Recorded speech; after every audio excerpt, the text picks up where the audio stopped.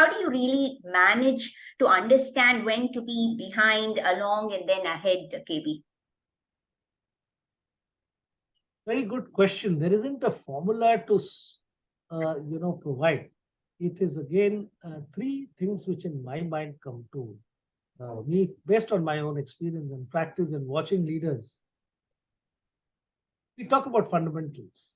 Now, fundamentals are not essentially the financial fundamentals or the strength of a company or your people fundamentals. These are all given. Yes. But from a leadership fundamental, belief structure. Correct. Disruption and destruction, they rhyme very well. You must embrace disruption, but have to risk balance it that it does not cause destruction of your value. So I think there has to be a protective part of your strategy, which takes care of your current and near future.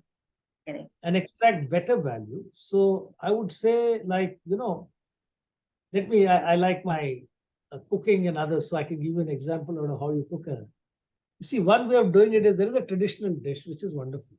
Okay. And that feeds people, and you know for sure that this works.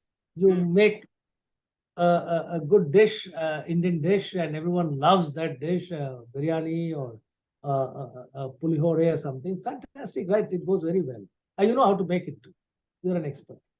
That's what most organizations who have had a record of performance are. Now, there is something future is coming up, and there is some new ingredients that can be added into it to make it taste different, make it taste better, yet it maintains its character, which I call is progressive change. You're able to bring future elements into your current to give and deliver value to your existing and new customers and an experience that is wonderful. And it can happen in any sector.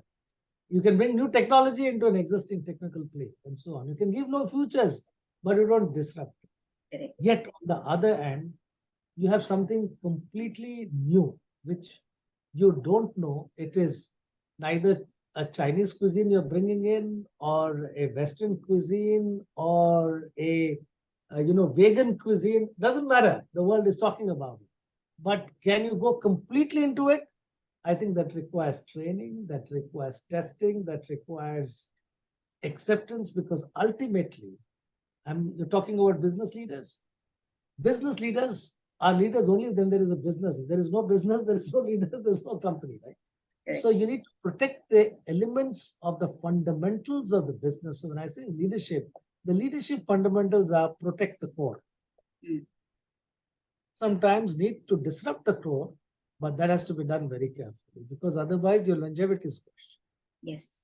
You have to modernize your existing while you embrace completely new. These are for going concerns. Yes. They come from a disruptive world, which is the new startups. They don't have a baggage, they don't have a past. Correct. But they have a lot of future to be risked at. Correct. You see, a guy who's in business, for us to protect the past is the biggest challenge.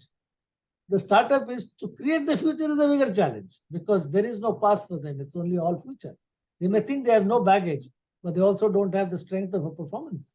Yeah. And the credibility of being in the market and of revenue and of balance sheets and of P&Ls, none.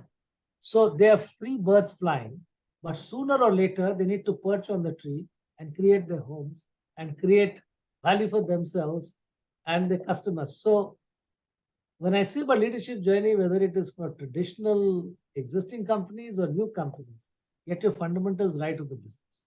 Then you could do good.